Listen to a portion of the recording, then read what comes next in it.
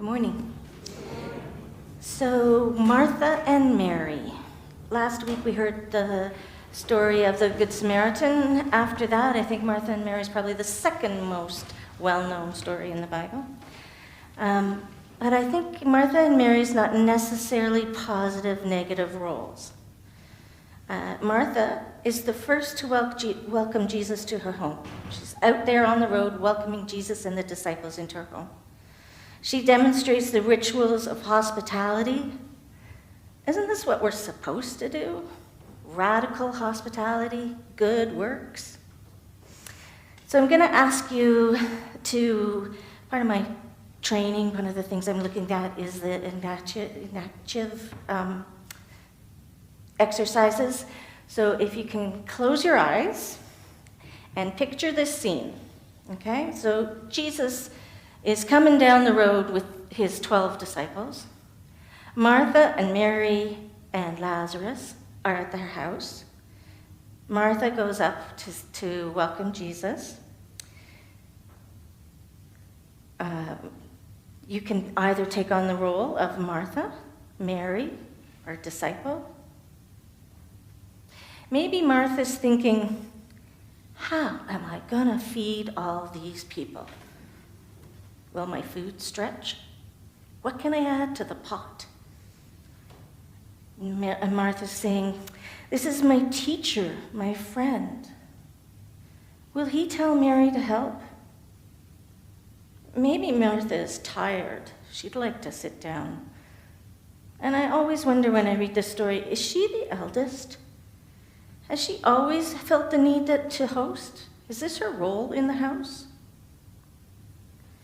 And I think about Mary. Her teacher, her friend is coming to her house. And she's welcome to listen, just like the guys.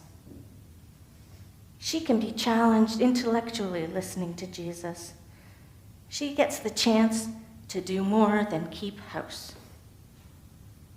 And the disciples, I don't know, I bet they're thinking, this is awkward. They're raised in houses. They know the expected roles. Maybe they're wondering why Mary isn't helping. And the good works, why isn't Jesus rewarding these skills? And why does Jesus say Mary has chosen the better part? Okay, you can open your eyes. I often watch The Chosen. It's a wonderful series of Jesus' life, and in season 4, episode 5, there's a really great scene that shows this whole, where Jesus and the disciples come in to Martha and Mary's house. But I wonder which character you're pictured. Which character resonates most? And haven't we all been in each of those situations before? When researching for this, as you can imagine, there's a lot of commentary on this. I came across, maybe not the most modern, but John Wesley's commentary. So he says, Martha was encumbered, which is from the Greek, signifying to be drawn different ways at the same time. It expresses the situation of the mind surrounded by so many objects of care that it hardly knows which to attend to first. I have been a Martha many times, running around doing good works, meetings, ministry, family obligations, maintaining friendships, all good things, but sometimes scattered. I can get too busy to take the time to pray and talk with Jesus every day. Time to ensure that I am walking in the right direction and hearing his voice. I have also been Mary, feeling blessed and centered to listen to the lessons, being happy and fulfilled to sit at the feet of the Master, to feel in the zone and being in the exact right space.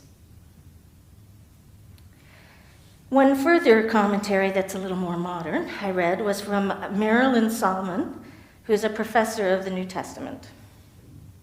Her commentary concerns what Jesus and Luke might be saying to us as disciples.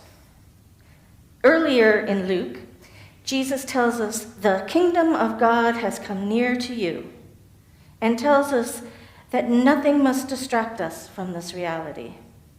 No time to rest, no time to bury the dead, even a parent. No time to say goodbye to family, no looking back. These are extraordinary times. While Martha's service is important, in these extraordinary times, it is a distraction from the coming of God's reign. Mary shows this by choosing the better part. In Luke's gospel, Mary and Martha show that seeking God's kingdom is the first priority, above all else, even the common customs of hospitality. I believe Paul, in his letter to the Colossians, which we read today, also refers to this instruction when he says, "Provided that you continue securely established and steadfast in the faith, without shifting from the hope promised by the gospel that you have read." We can be Martha. Indeed, we are called to be the hands and feet of Christ, to serve others. But maybe first we need to be Mary, to spend time sitting with our Master, taking in wisdom and knowledge and the strength to ensure we are doing his work and not only our own busyness. And finally, to return to Wesley's commentary, he ends with, "Mary hath chosen the good part to save her soul.